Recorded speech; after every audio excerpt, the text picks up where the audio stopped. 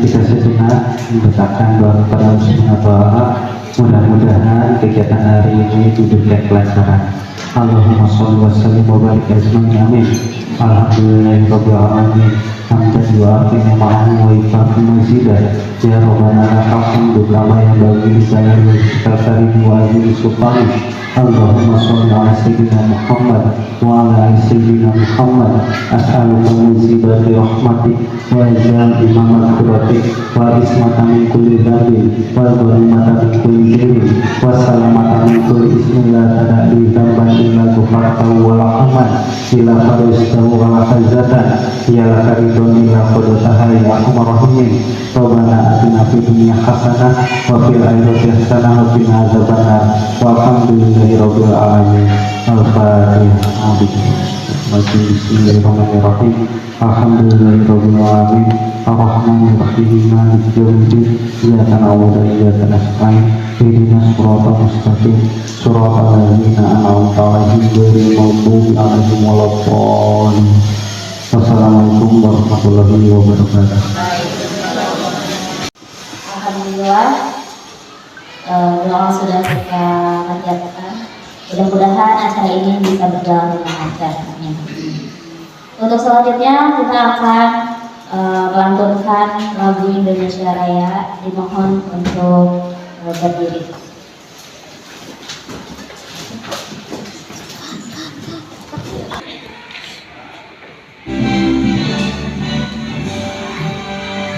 Indonesia tanah airku, tanah tumpah darahku. Di sanalah aku berdiri, dari pandu ibuku. Indonesia kebangsaanku, bangsa dan tanah airku. Marilah kita berseru, Indonesia bersatu. Hiduplah tanahku, hiduplah negeriku, bangsaku, rakyatku semuanya. Bangunlah jiwanya, bangunlah badannya, untuk Indonesia Raya. Indonesia merdeka, tanahku, negeriku yang ku cinta. Indonesia Raya merdeka, merdeka, hiduplah Indonesia Raya. Indonesia Raya merdeka, merdeka, tanahku, negeriku yang ku cinta. Indonesia Raya merdeka, merdeka, hiduplah Indonesia Raya. Hadirin dimohon untuk duduk kembali. Untuk selanjutnya kita akan mendengarkan dulu sedikit sambutan dari Bapak Kepala Sekolah kita, Pak Anar. Persilakan. Assalamualaikum warahmatullahi wabarakatuh. Waalaikumsalam. Bapak Ibu yang saya hormati, alhamdulillah pada hari ini kita bisa berkumpul dalam rangka diseminasi budaya positif. Yang alhamdulillah pada hari ini untuk melaksanakan tugas dari calon guru penggerak. Harapan Bapak Ibu bisa mengikuti, dan terima kasih kepada rekan-rekan semua yang bisa mengikuti acara ini sampai tuntas. Dan insya Allah untuk kemajuan rekan-rekan kita ya, selama kurang lebih 2 bulan ya, untuk melaksanakan kegiatan calon guru penggerak. Itu saja mungkin yang bisa saya sampaikan. Sekali lagi terima kasih kepada rekan-rekan semuanya yang mengikuti mengikuti kegiatan ini. Ya, alhamdulillah guru-guru hebat, supportnya juga bagus sekali, hampir seluruhnya mengikuti kegiatan ini demi kemajuan rekan-rekan kita. Dengan mengucapkan Bismillahirrahmanirrahim, diseminasi budaya positif buka. Assalamualaikum warahmatullahi wabarakatuh. Terima kasih kepada Pak Nanal yang sudah memberikan sambutannya. Dan sekarang kita mulai saja kegiatan inti dari acara ini, yaitu diseminasi budaya positif dari rekan PG. Dipersilakan.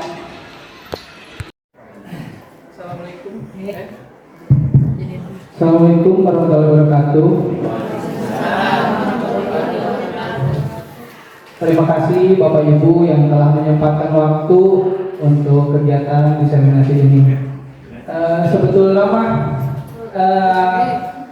ada kekhawatiran pada saat saya akan menyampaikan diseminasi ini, seolah-olah saya mengajarkan kepada Bapak Ibu. Kalau bahasa Sunda mah ngajarkeun ngojay kamari gitu nya, ngajarkeun badminton ka ginting, ngajarkeun tuang ka Pak Igun.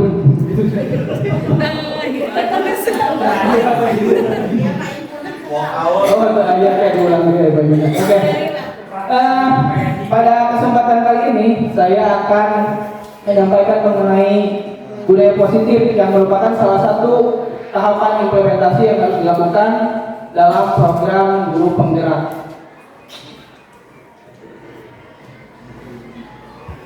Oke, CV singkat dari saya. Mungkin sebetulnya banyak yang sudah tahu namanya saya siapa dan ada apa. Tapi yang belum Bapak tahu adalah sebetulnya nama saya aslinya bukan Agus Salim. Dulu Agus Nurdin, Bu, Pak. Tapi karena bangun sehingga sudah gitunya, jadi dirubah dan sering sakit dirubah jadi Agus Salim. Alhamdulillah yang menjadi pendiam gitu. Jadi itu. Nah ini CV singkat dari saya. Dalam modul budaya positif ini sebenarnya ada 6 poin, dari mulai disiplin positif dan nilai-nilai kebajikan universal, teori motivasi, hukuman dan penghargaan, dan juga restitusi, keyakinan kelas, kebutuhan dasar manusia dan dunia berkualitas, restitusi, 5 posisi kontrol, serta restitusi, segitiga restitusi. Nah, nilai-nilai dari budaya positif ini diharapkan dapat mengakar di hati murid dan para guru yang ada di sekolah ini, sehingga menjadi kebiasaan dan menjadi karakter di masa depan, tidak hanya sekedar slogan ataupun kata-kata seperti visi misi seperti itu. Yang pertama, saya akan memaparkan tentang disiplin positif dan nilai-nilai kebajikan universal. Karena masih di bulan kemerdekaan, saya ingin mengutip dari Ki Hajar Dewantara. Merdeka itu artinya tidak hanya terlepas dari perintah, akan tetapi juga cakap buat memerintah diri sendiri. Jadi kalau melihat kutipan ini, sebetulnya saya sendiri belum sepenuhnya merdeka, karena terkadang saya pun masih sulit memprioritaskan apa yang harus saya lakukan dan apa yang ingin saya lakukan. Terkadang kita selalu memprioritaskan apa yang ingin kita lakukan, bukan yang harus kita lakukan. Itu. Selanjutnya, karena di poin pertama dan poin kedua kebanyakan adalah landasan teori, yang mana yang prakteknya akan nanti di babak selanjutnya, saya akan mengutip mengenai disiplin. Mungkin Bapak Ibu di sini ada yang mau memberikan tanggapan mengenai apa itu disiplin? Boleh? Siapa yang punya pengertian sendiri tentang disiplin? Boleh? Barangkali ada. Bu Dini, oke, Bu Dini. Bu Dini, menurut Bu Dini disiplin itu apa?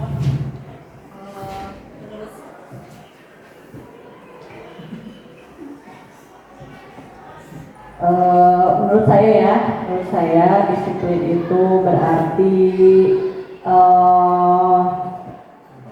mentaati apa yang seharusnya ditaati.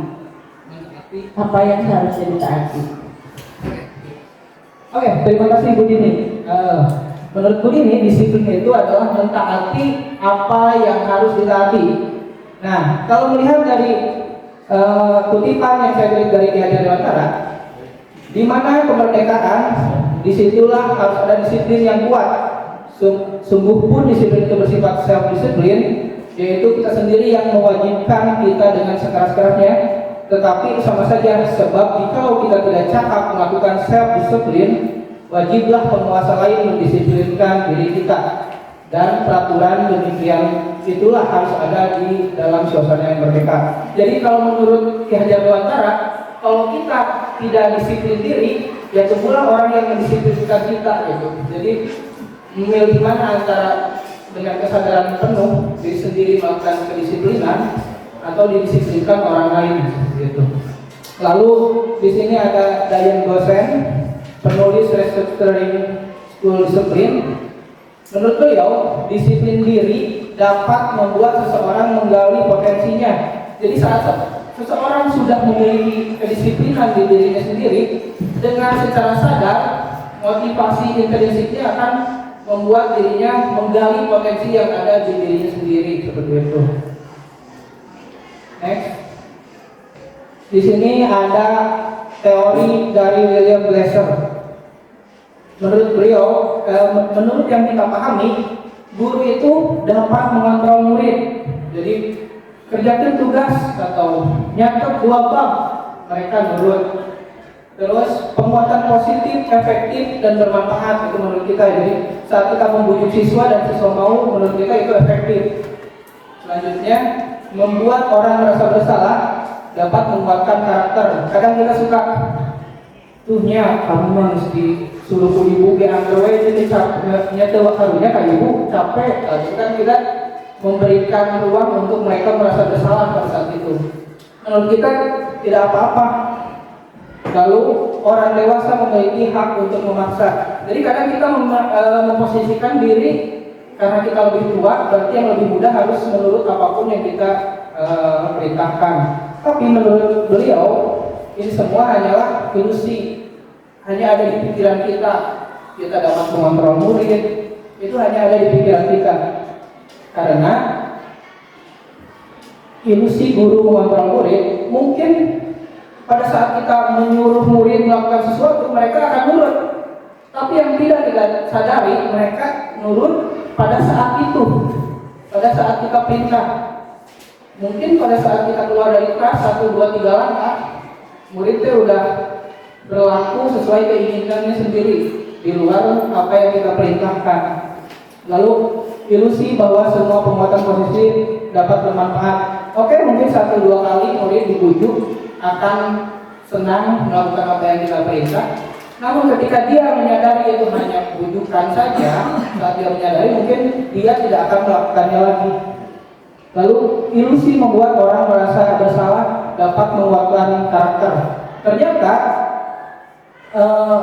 saat kita membuat murid merasa bersalah, itu akan tertanam di psikologikalnya murid tersebut dan menganggap dirinya sendiri negatif karena telah bersalah kepada gurunya gitu. Dan terakhir, ilusi bahwa orang dewasa memiliki hak untuk memaksa. Saat kita menghukum murid karena kita memposisikan diri sebagai orang dewasa, itu akan tertanam di hati murid tersebut dan mengelaborasi pemikiran bahwa dia adalah musuh saya, seperti itu. Jadi pas saat kita masuk ke kelas, ayo papa midai, jadi seperti itu kadang itu muridnya di pikirannya teh. Next,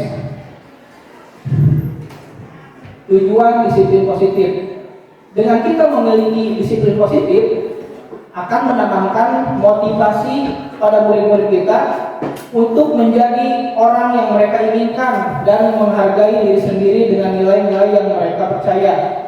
Nah, jadi saat murid mempunyai motivasi itu, dia udah nggak peduli lagi apakah dia dapat hukuman atau dapat hadiah, yang penting dia melakukan apa yang dia percaya, nilai-nilai apa yang dia percaya. Saat dia datang ke sekolah tepat waktu, dia gak mikir lagi mau dikasih hadiah atau apa. Dan menurut saya datang tepat waktu ke sekolah itu bentuk penghargaan terhadap diri dan orang lain gitu. Next. Nah, di sini ada penerapan disiplin positif yang sudah coba saya terapkan di SMP 35 kan, yang mungkin coba di skalanya akan diperluas lagi. Betul. Yang pertama ada keyakinan kelas.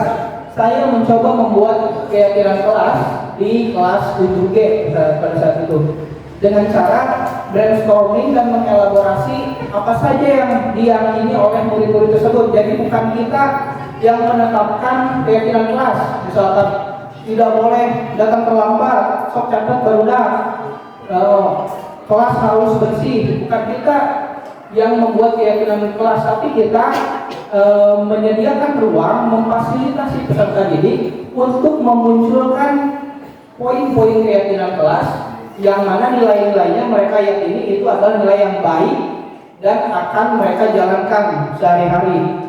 Setelah mengelaborasi nilai-nilainya, saya jelaskan dan saya diskusi dengan anak-anak.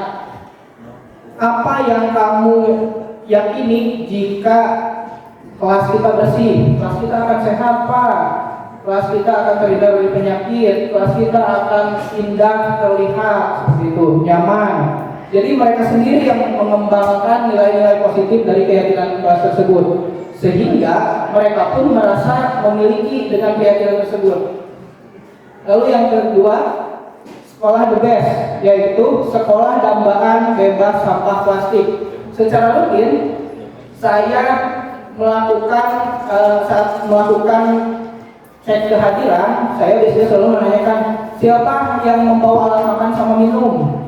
Biasanya saat di absen namanya mereka mengacungkan alat makan dan minum. Dan apabila ada yang tidak membawa alat makan atau minum, saya konfirmasi kembali kenapa tidak membawa. Takutnya di rumahnya memang ada kendala untuk membawa alat tersebut. Dan kalaupun mereka ternyata bisa membawa, ke depannya diajak untuk membawa alat makan minum. Dan saya mencoba melakukan penelitian tindakan kelas yang saya coba di kelas 7E.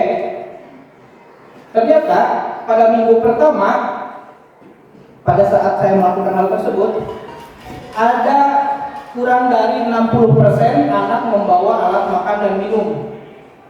Dan saya jelaskan kenapa kita harus membawa alat makan minum. Karena jika secara sederhana kita hitung, satu siswa dalam 1 bulan menghasilkan 1 kilo sampah plastik, satu siswa dalam 1 bulan, berarti dalam 1 bulan dikali 100 siswa ada 1000 kilo sampah plastik yang mana akan mencemari lingkungan. Mungkin dengan hal tersebut siswa menyadari secara kumulatif jika kita melakukan membawa alat makan sendiri akan mengurangi sampah. Makanya dalam minggu kedua mengalami peningkatan menjadi sekitar 78%, dan minggu ketiga di 83%, dan minggu keempat 85% anak kelas 7E yang membawa alat makan dan minum. Lalu selanjutnya ada inisiatif atau budaya positif yang mencoba saya terapkan pada diri saya sendiri, yaitu paperless administration environment atau singkat PLIS. Jadi sejak tahun kemarin saya mencoba untuk tidak menggunakan absen yang di print out, tapi menggunakan absen yang ada di HP melalui Google Sheet ataupun Excel. Dan itu memudahkan saat kita menginput nilai dengan HP. Nanti pas akhir semester saat kita ingin merekap nilai, kita tinggal merekap secara elektronik, tidak perlu memindahkan lagi dari bukti fisik ke Microsoft Excel seperti itu. Dan mungkin ini skalanya bisa diperbesar dengan cara tidak perlu ngeprint RPP, tapi cukup dengan print out, yaitu dengan soft copy. Tidak perlu ngeprint penugasan atau tes sumatif, mungkin ke depannya bisa pakai Google Form seperti itu. Karena ini udah nggak ada ya. Kalau saya gini, Kalau misalkan di sini ada yang belum membuat perangkat ajar, bukan berarti beliau tidak tidak taat administrasi. Mungkin beliau cinta lingkungan, makanya tidak ngeprint gitu, bisa saja. Seperti itu. Karena paperless office ini bukan hanya ide saya, tapi sudah dituangkan secara dalam dasar hukumnya melalui Undang-Undang Nomor 11 Tahun 2008 tentang informasi transaksi elektronik. Jadi segala macam dokumen yang tidak secara urgent berkaitan dengan komitmen hukum disarankan untuk tidak di print out, tapi melalui soft copy saja. Bahkan lembaga administrasi nasional sudah memfasilitasi jikalau kita ingin membuat materai secara elektronik ataupun tanda tangan secara barcode. Jadi sebenarnya bisa full soft copy dalam menjalankan administrasi sekolah ini.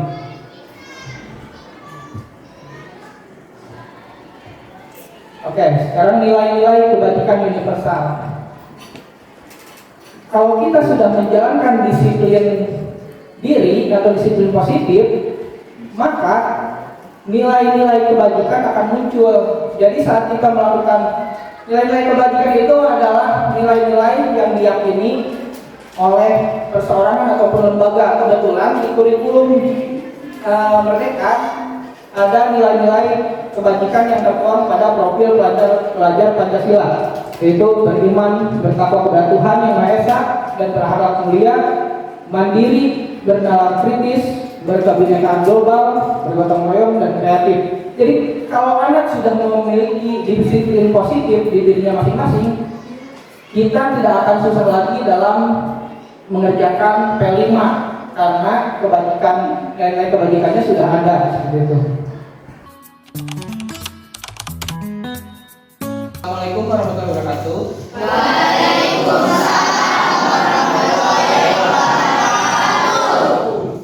Karena ini tahun ajaran baru di kelas yang baru, jadi sebagai penghuni kelas baru ini supaya nyaman, aman dan tertib, alangkah baiknya sebelum dimulai pembelajaran di tahun ajaran baru ini kita membuat sebuah peraturan.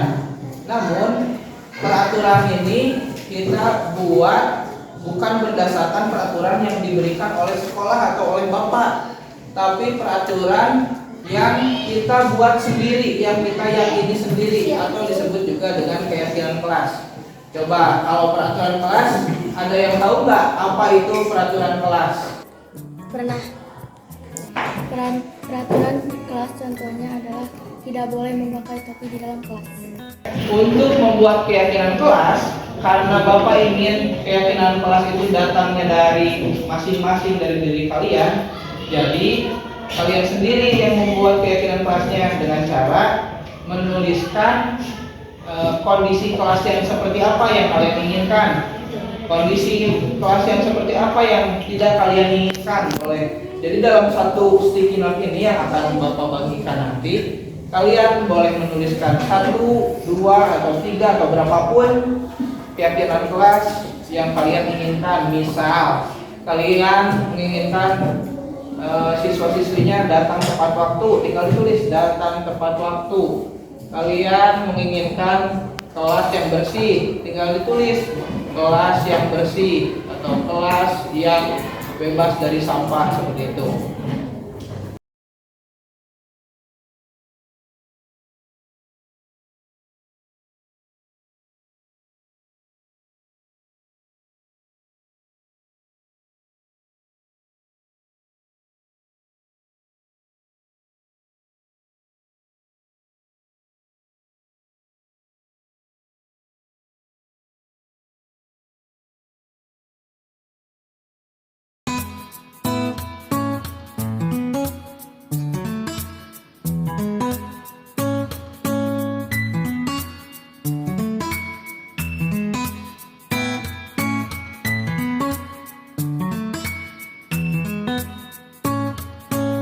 Udah beres bikin keyakinan kelasnya? Sudah. Kalau udah, nanti kalian tinggal menempelkan yang telah kalian tulis di kertas plano yang berisikan aspirasi keyakinan kelas kalian. Tapi tempelkannya dengan tertib ya, satu baris.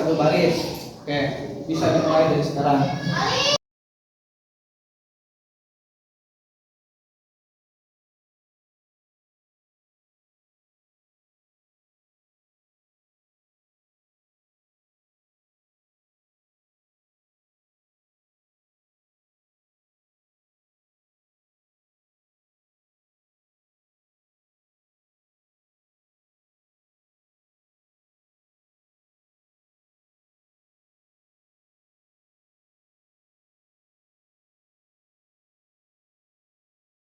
Oke, di sini sudah tertempel banyak sekali aspirasi keyakinan kelas dari kelas 7G.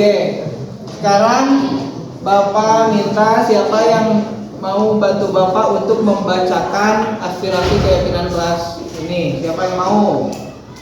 Saya. Dilarang berkata kasar, tidak saling mengejek, harus tertib, harus saling membantu. Satu, tidak boleh makan atau minum di kelas saat ada guru. Tidak boleh membuang sampah pada tempatnya. Tidak boleh berbicara kasar, berbicara kotor, harus sopan santun kepada guru yang sedang mengajar. Oke, terima kasih juga untuk Bella yang telah membantu membacakan aspirasi dari keyakinan kelas. Tangan untuk Bella.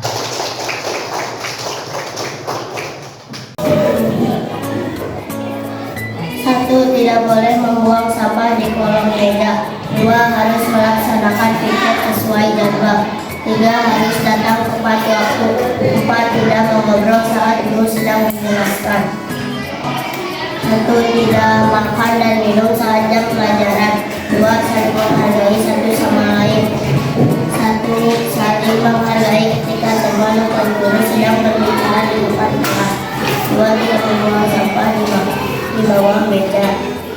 Satu, tidak boleh membuang sampah di kolong meja. Dua, tidak boleh mencari-cari meja ataupun kursi. Tiga, tidak boleh minum atau makan saat jam pelajaran.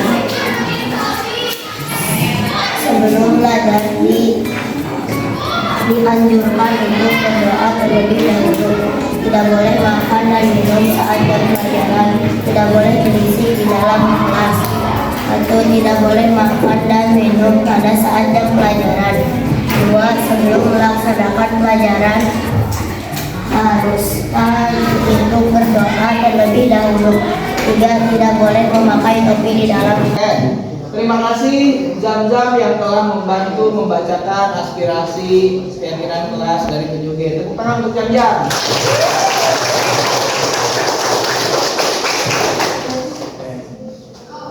Kan tadi kalian sudah menuliskan keyakinan kelas yang kalian inginkan. Terus juga ada Bella dan Zam-Zam yang sudah membacakan aspirasi keyakinan kelas. Namun di sini ada beberapa kalimat yang masih negatif. Kalimat negatif itu yang dimulai dengan kata kayak dilarang, tidak boleh, jangan. Nah, itu disebut kalimat negatif. Kita rubah ke dalam kalimat positif. Agar apa?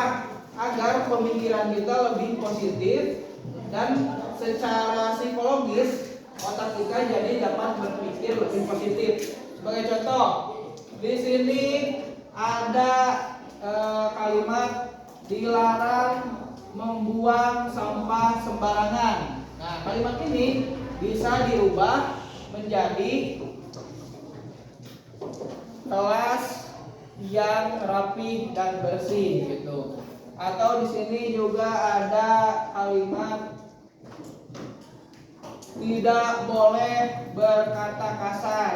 Kita dirubah tidaknya, dihilangkan, diganti dengan saling menghargai dan saling menghormati gitu, bisa gitu ya, agar kita secara psikologis pemikiran kita lebih positif. Jadi hindarkan menggunakan kata-kata negatif seperti tidak, jangan, atau dilarang gitu Oke, karena tadi kalian sudah tahu bagaimana caranya mengubah dari kalimat negatif ke kalimat positif.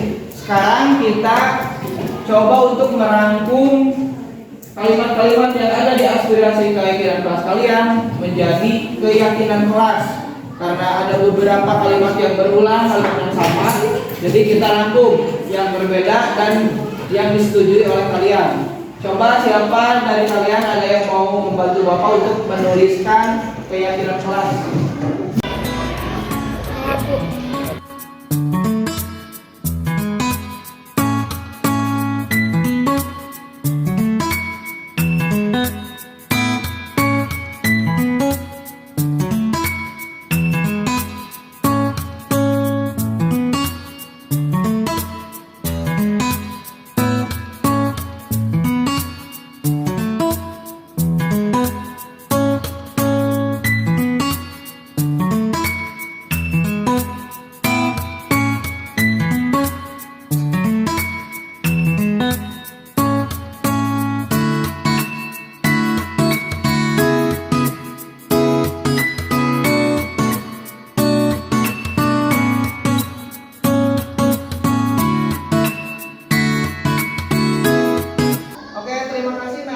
Menuliskan keyakinan kelas. Tepuk tangan untuk Melani. Oke, di sini sudah ada 5 poin keyakinan kelas yang kalian sepakati. Namun keyakinan kelas itu tidak hanya sebuah aturan 5 poin ini, tapi kalian juga harus meyakini kenapa harus melakukan hal-hal yang ada di 5 poin ini. Sebagai contoh, jadi kalian itu harus mengetahui hal-hal baik atau nilai kebajikan apa yang tertuang dari setiap poinnya. Misalkan nomor 1, berdoa sebelum dan sesudah belajar. Kira-kira nilai apa yang kalian harapkan jika kalian melakukan itu? Berdoa sebelum dan sesudah belajar, yaitu religius atau nilai spiritual.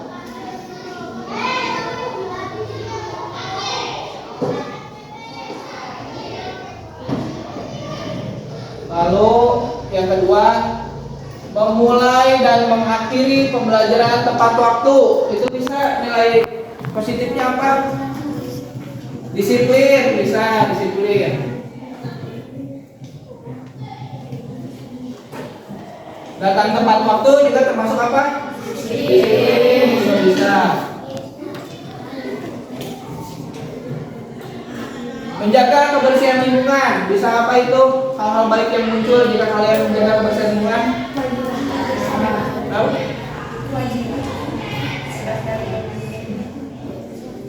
Bisa kesehatan, bisa kebersihan.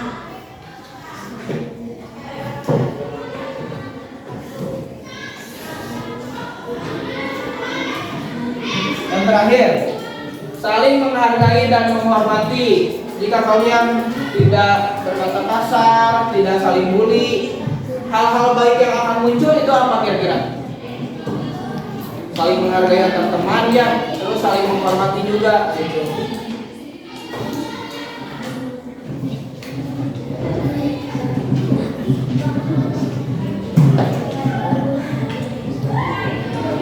Nah, sekarang kalian jadi tahu nilai-nilai positif atau hal-hal baik apa, nilai-nilai kebaikan apa yang ternyata muncul jika kalian melakukan keyakinan kelas yang telah kalian buat. Jadi harapannya ke depan, selain kalian mematuhi aturan, tapi dari diri kalian sendiri, kalian sadar bahwa jika kalian melakukan hal tersebut akan ada nilai-nilai baik yang akan kalian terima. Seperti itu. Oke anak-anak, kita telah selesai membuat keyakinan kelas. Karena keyakinan kelas ini datangnya dari kalian, berarti kalian juga secara individu merasa memiliki dengan aturan ini. Jadi harus dilaksanakan dengan sebaik-baiknya. Semoga kelas kita di tahun pelajaran ini menjadi kelas yang nyaman, aman, dan bahagia. Tepuk tangan untuk kita semua.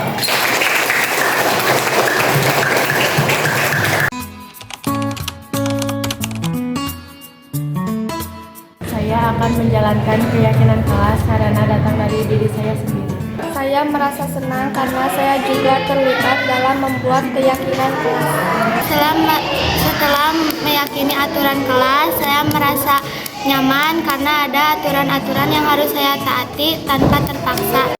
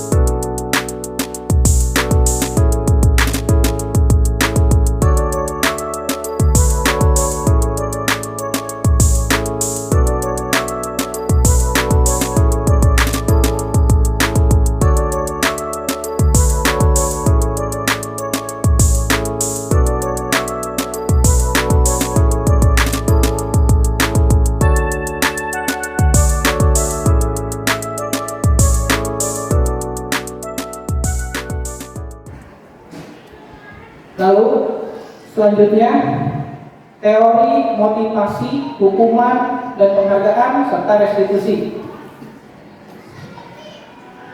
Alfie Kohn mengatakan, saat kita berulang kali menjanjikan hadiah kepada anak, itu kan kita sedang berasumsi bahwa anaknya sebetulnya mau menjatuhkan, jadi kita kasih hadiah. Jadi kita sudah mempunyai pikiran negatif kepada anaknya pada saat sok yang bisa bapak kasih nilai, yang bisa bapak kasih permen. Jadi secara tidak sadar kita sudah mempunyai pemikiran, kalau misalnya mau menjatuhkan, jadi kita menyiapkan hadiah begitu. Kita tuh udah punya pikiran seperti itu.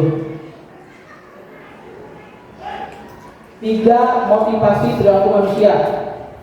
Motivasi yang pertama adalah menghindari ketidaknyamanan atau hukuman.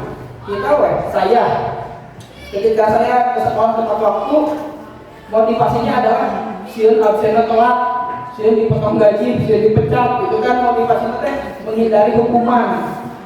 Atau motivasi yang kedua, untuk mendapatkan imbalan atau penghargaan dari orang lain. Si anaknya nggak jawab gue soalnya diiming-imingi dengan nilai begitu. Itu motivasi yang kedua. Dan motivasi ketiga adalah untuk menjadi orang yang mereka inginkan dan menghargai diri sendiri dengan nilai-nilai yang mereka percaya, atau motivasi intrinsik yang datang dari dirinya sendiri. Mau dikasih hadiah atau hukuman, atau tanpa hadiah atau hukuman, dia akan tetap melakukan itu karena motivasinya ada di diri sendiri. Lalu restitusi. Apa itu restitusi? Restitusi adalah proses menciptakan kondisi bagi murid untuk memperbaiki kesalahan. Jadi bukan untuk menghukum restitusi, Pak. Memberi kesempatan berdiskusi dengan murid karena dia telah melakukan kesalahan, apa yang bisa mereka lakukan untuk memperbaikinya. Bukan muncul dari kita, kan kalau hukuman muncul dari kita. Restitusi, Pak, solusinya muncul dari peserta didik.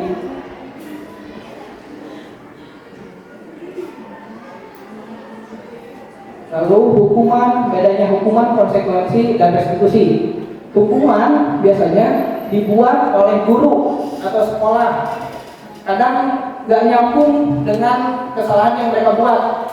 Misal, coret-coret bor, hukumannya 4 jam, kan sebetulnya tidak ada korelasinya antara mencoret-coret dan 4 jam. Atau misalkan memakai sepatu di luar warna hitam, hukumannya lari keliling lapang. Sebenarnya tidak ada korelasinya dengan kesalahan yang dibuat. Hukuman dibuat oleh guru, konsekuensi biasanya dibuat oleh guru dan murid. Biasanya guru akan menanyakan, kalau kamu berbuat ini, berarti kira-kira apa yang kamu langgar? Kalau konsekuensi ditanyakan lagi ke muridnya seperti itu. Kalau restitusi dibuat oleh murid, jadi guru hanya menggali informasi dan mengajak diskusi kepada murid sehingga solusi muncul dari mereka. Contoh-contoh kata yang biasanya muncul pada hukuman. Hukuman biasanya guru menyebutkan seperti ini. Peraturannya adalah begini. Jadi kamu harus, jadi tidak ada tawar menawar. Guru tersebut memberikan patokan atau standar menurut dia gitu. Jadi tidak ada celah untuk tawar menawar. Sedangkan konsekuensi, guru menanyakan kepada siswa, kamu tahu kan apa peraturannya?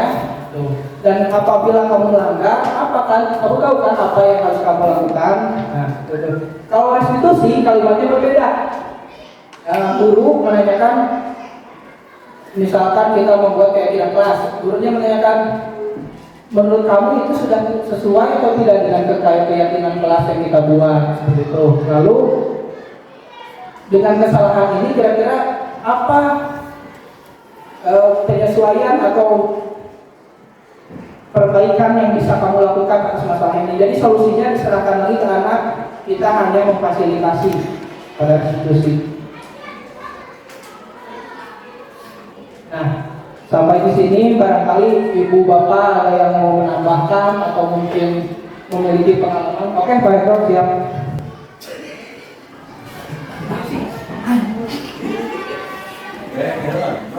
Oh gitu? Cakatan deh. Iya langsung. Bismillahirrahmanirrahim. Assalamualaikum warahmatullahi wabarakatuh. Di awal pembuka tadi sempat tertarik dengan keyakinan kelas yang dimunculkan. Hanya memohon coba digambarkan secara spesifik apa bedanya keyakinan kelas dengan komitmen kelas. Karena ini limitnya sangat tipis sekali. Assalamualaikum warahmatullahi wabarakatuh.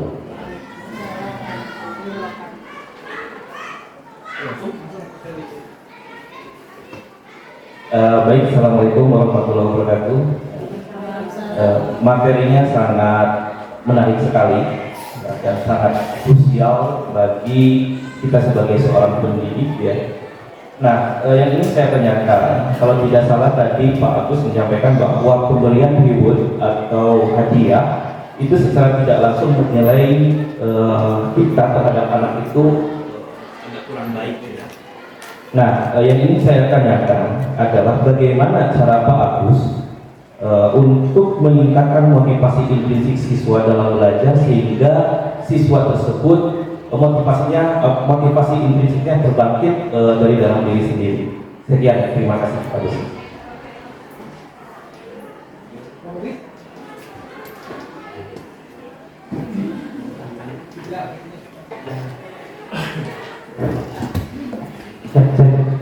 Terima kasih atas kesempatannya. Mungkin akan sedikit yang saya ingin tanyakan itu, hukuman apa sih yang pantas untuk siswa?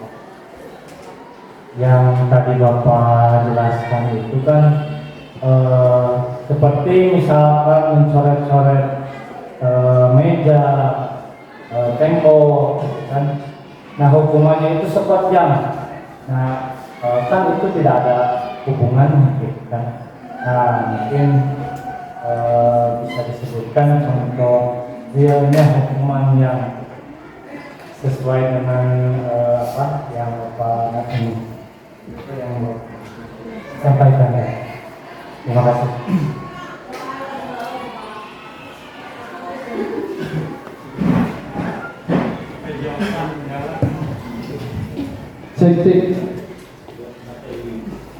Oke, terima kasih kepada teman-teman rekan guru yang telah memberikan pertanyaan. Tadi pertama ada Pak Daram yang menanyakan perbedaan antara kesepakatan kelas dan keyakinan kelas. Sebetulnya kalau dilihat dari poin-poinnya, keyakinan kelas, saran, komitmen kelas, oke. Komitmen kelas, keyakinan kelas, apa yang membedakan? Sebetulnya kenapa harus keyakinan kelas? Kan dari dulu pun seperti itu tuh udah ada, kayak peraturan kelas sudah ada, kesepakatan kelas sudah ada, komitmen kelas mungkin sudah ada. Tapi kenapa harus keyakinan kelas? Karena secara proses pembuatan keyakinan kelas itu tidak hanya mengakomodir nilai-nilai yang diinginkan tumbuh di dalam kelas. Tidak hanya soal mau apa keyakinan kelasnya catat, mau apa lagi catat, mau apa lagi catat, tapi si anak diminta untuk menginternalisasi nilai-nilai tersebut. Kenapa harus dilakukan gitu? Jadi diberi penjelasan nilai-nilai tersebut. Kenapa kita harus menjaga kebersihan kelas? Jadi supaya muncul dari anak tersebut, supaya nyaman, supaya indah, supaya rapi, supaya bebas dari penyakit. Jadi kenapanya itu? Jadi kenapa harus melakukan nilai-nilai dari keyakinan kelas tersebut? Mungkin bedanya dari komitmen kelas hanya sekedar komitmen kelas mah kita di kelas tidak boleh membuang sampah, setuju. Ada komitmen antara kedua belah pihak. Bedanya di keyakinan kelas dijelaskan lebih mendalam mengenai kenapa kita harus menjalankannya seperti itu. Terus tadi pertanyaan kedua dari Pak Hendra mengenai reward. Karena tadi menurut Alfikon bahwa ketika kita memberikan reward di awal kepada siswa, kita sudah berpikiran bahwa siswa itu tidak bisa mengerjakan jika tidak ada reward gitu.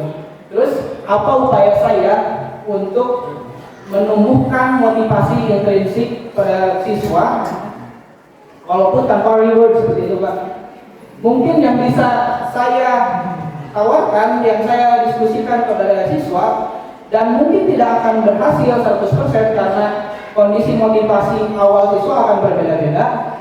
Saya terlebih dahulu menjelaskan bahwa jika siswa tersebut melakukan hal ini atau mengerjakan tugas ini atau melakukan proyek ini, nilai tambah apa yang akan diterima oleh murid tersebut. Jadi diri yang seperti apa murid tersebut jika melakukan hal-hal ini, mungkin seperti itu.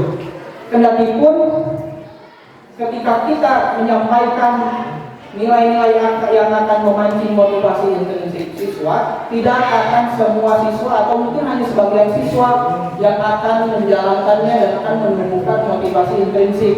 Bahkan jikapun kita memberikan reward, tidak semua siswa yang akan berpacu dan termotivasi, karena itu kembali lagi kepada siswanya. Mungkin jika saya ingin menemukan motivasi intrinsik seperti itu, dengan cara menjelaskan nilai-nilai seperti apa yang akan didapat, yang akan tumbuh dalam dirinya jika menjalankan tugas atau proyek yang saya beritahukan.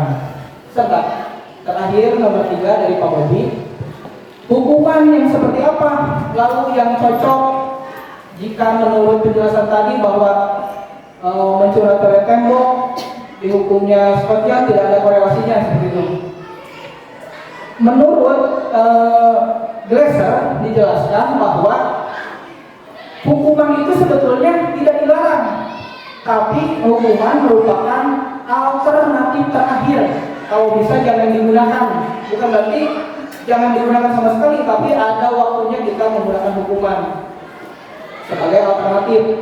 Jika kita ingin memberikan solusi ataupun memperbaiki keadaan dari siswa yang bermasalah, nanti bisa dilakukan yang namanya segitiga restitusi. Lebih jelasnya akan dijelaskan oleh Bu Simpa nanti lebih paham mengenai segitiga restitusi. Nah, bahkan ada studi kasus seperti ini. Studi kasus ketika ada anak yang berantem, dan pada saat itu siswa yang satu menarik keras siswa yang lain sehingga kancingnya putus. Nah, tindakan perbaikan dari masalah itu adalah siswa diajak untuk tentu berbaikan dulu. Setelah itu siswa yang menarik kerahnya diminta mencari solusi gimana cara memperbaiki kesalahan yang kamu buat. Dan ternyata siswa tersebut muncul, ya udah berarti kita pasangkan lagi gitunya kancingnya. Jadi solusinya memperbaiki keadaan, bukan dengan hukuman yang tidak menyelesaikan masalah seperti itu. Mungkin karena keterbatasan waktu di sore hari ini akan dicukupkan sekian. Tapi jika Bapak Ibu belum puas, kita bisa ada sesi mungkin diskusi setelah acara ini, misalkan dengan saya ataupun dengan teman-teman yang lain.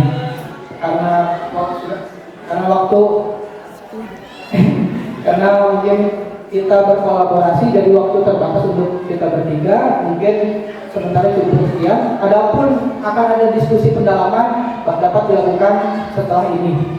Terima kasih Bapak Ibu atas waktunya. Assalamualaikum warahmatullahi wabarakatuh.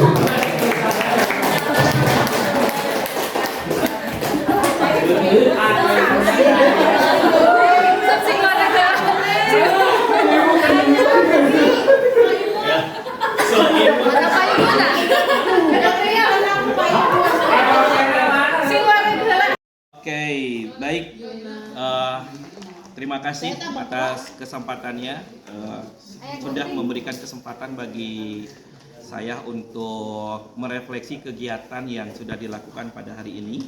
Yang pertama, hari ini saya mendapati suatu peristiwa yang luar biasa, di mana kami semua, khususnya guru-guru di SMP 3 Limbangan, mendapatkan ilmu yang luar biasa terkait budaya positif, kemudian kebutuhan belajar anak, dan bagaimana mengimplementasikan kepada keyakinan keras, kemudian melakukan penerapan segitiga restitusi.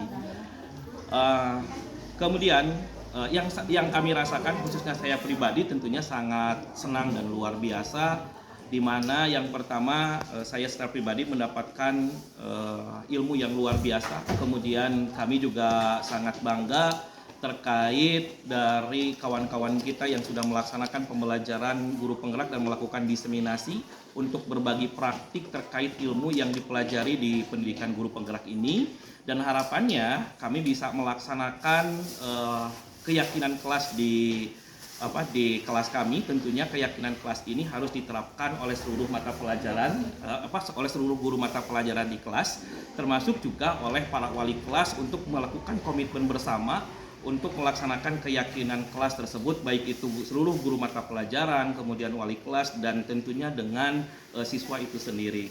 Dan yang terakhir adalah harapannya bagi kami semua agar pendidikan guru penggerak ini terus dilakukan secara kontinu, dan mudah-mudahan ilmu yang dipelajari oleh kawan-kawan kita yang sekarang sedang melaksanakan pendidikan guru penggerak itu ditularkan atau dilakukan pengimbasan tidak hanya kali ini saja, tapi dilakukan secara kontinu supaya guru-guru atau kawan-kawan kita yang lain bisa mendapati materi pembelajaran yang luar biasa dari pendidikan guru penggerak yang saat ini sedang dilaksanakan.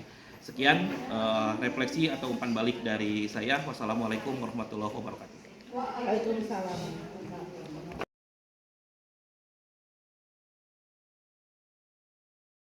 Nah, kan itu teh ada di materi yang kemarin, disiplin positif. Mungkin yang lain kayak Bu Dini atau Bu Siro, materi yang kemarin masih ada yang kurang mengerti atau mungkin punya pengalaman sendiri yang relate sama materi kemarin. Ada yang disiplin positif, motivasi, penghargaan, hukuman, kebutuhan dasar siswa, quality control. Kita teh kadang sebagai penghukum gitu ya, sebagai teman, atau yang manapun materi dari yang kemarin yang masih merasa penasaran yang ini atau ini teh relate sama saya gitu, kira-kira menurut saya guru kan kemarin yang ada beberapa guru yang menyarankan bahwa apalagi itu Susi gitu kan, guru itu lebih baik menjadi seorang manajer. Jadi ada kontrolingnya, terus ada juga di penghukum juga, terus ada lagi kayak apa ya? Jadi tapi menurut saya semua yang kelima itu, yang penghukum, teman, menurut saya kelima itu juga kita harus punya, dibutuhkan, tapi kita harus tahu menyesuaikan dengan situasi dan kondisi siswa. Menurut teorinya juga penghukum itu tidak salah, tapi alternatif terakhir. Yang paling utamanya ya sebagai manajer kita seharusnya. Jadi kalau memposisikan diri sebagai manajer, pada saat kita menemukan kondisi di mana murid melakukan, kita mengajak murid untuk mencari solusi. Apa namanya, salah harus diberi pelajaran dulu gitu kan. Iya. Jadi introspeksi dulu ya, terus diperbaiki oleh dirinya sendiri. Tapi banyak juga kan yang berpendapat bahwa guru sebagai orang itu nggak baik juga, enak-enak. Padahal kan anak juga nggak selalu tergantung sama guru yang itu, enggak, cuman mungkin ketertarikan jadi untuk menarik perhatian gitu kan, untuk lebih open jadi siswa juga kalau misalnya ada masalah nggak takut untuk bertanya gitu kan, Bu ini gimana gitu kan, jadi mereka juga leluasa untuk mengungkapkan pendapat mereka. Jadi nggak semerta-merta jadi teman, nantinya takutnya siswanya nggak sopan atau apa. Tapi kan kita lihat lagi, kita juga harus bisa menjadi penghukum. Jadi kita punya batasan, meskipun kita jadi teman, tapi kita harus menjadi penghukum juga kalau misalkan dia melakukan kesalahan. Terus jadi pemantau, kalau misalkan dia juga lakukan hal-hal yang kira-kira tidak sejauh gitu dengan apa yang kita inginkan di kelas. Kalau ini Salman gimana? Iya benar, tadi kata Bu Sipa dan teman-teman yang lain, kalau misal anak itu harus diperlakukan dengan kelima-limanya. Tapi kita juga harus mengetahui dulu kebutuhan dasar dari si anak tersebut ya, dan itu baru dipelajari kemarin oleh bapak-bapak ibu-ibu disampaikan, dan itu menjadi ilmu buat saya bahwa kebutuhan dasar manusia itu ternyata beragam ya. Berarti anak dan setiap anak itu pasti unik, beda-beda keinginan. Kira kita suka ngejudge di awal. Iya, suka ngejudge gitu sini ke sekolah bergerak nggak ditanya dulu gitu kenapa. Bisa juga kalau kita ngambil contoh konkret kan di kelasnya Bu Dini ada tuh Aditya Indem. Kan dia jarang sekolah. Kalau kita memposisikan diri ngejudge duluan sebelum mengkonfirmasi, mungkin juga anak teh bandel terasa sekolah. Padahal mungkin setelah diceritakan kan mungkin nggak gitu juga kondisinya. Kebutuhan dasar yang tidak terpenuhi ya, tadi udah dipanggil orang tuanya dan kebetulan ada ibunya datang mencari tahu lah kenapa jangan sekolah, alasannya udah ketahuan, terus solusinya juga udah diberikan tadi sama Ibu BK, kebetulan tadi orang tua Aditya, dan dia berjanji tidak mengulangi kesalahannya dan berjanji menjadi lebih baik. Itu yang pentingnya. Mungkin sekarang pada intinya yang tadi saya respon dari usia ya, memang kita situasional ya, menerapkan kontrol terhadap murid.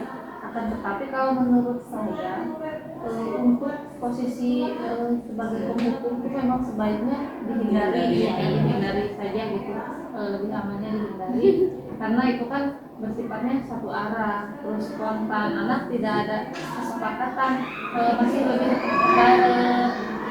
mending ke pemantau. Kalau pemantau ada aturan dan konsekuensi yang sebelumnya anak sudah peka gitu, yang anak mengetahuinya dan menyetujuinya seperti itu. Jadi meskipun situasinya kondisional, akan tetapi hukum sebaiknya kita hindari saja gitu. Kita bisa mencari alternatif lain yang lebih berpihak pada anak gitu. Kalaupun itu harus ya, lebih baik kita memposisikan diri sebagai pemantau, karena ada aturan yang jelas dengan konsekuensi yang jelas dan sudah disepakati.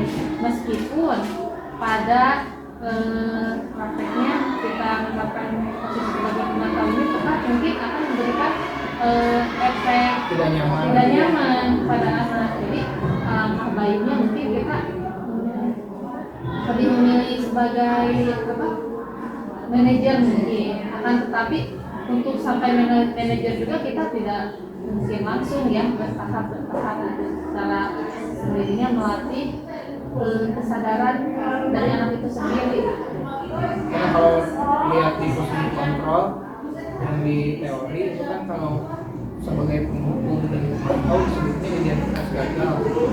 Tapi kalau sebagai teman terus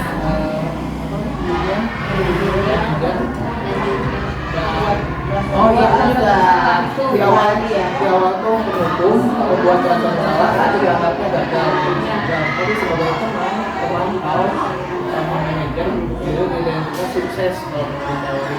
Jadi kalau hukuman dan pembuat merasa bersalah membekas, iya bekas, ada luka yang mendalam gitu. Terus kan kalau penghukum juga nada dari suaranya juga emang tinggi gitu kan, mata ekspresi muka kita juga membuat anak kita melotot gitu kan, akan menimbulkan trauma.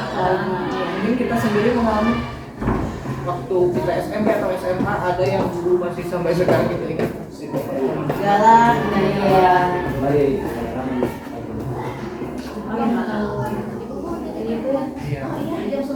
Intinya setelah diseminasi kemarin ini ada yang bisa diambil gitu ya. Iya banyak. Kalau keyakinan kelas sudah pada buat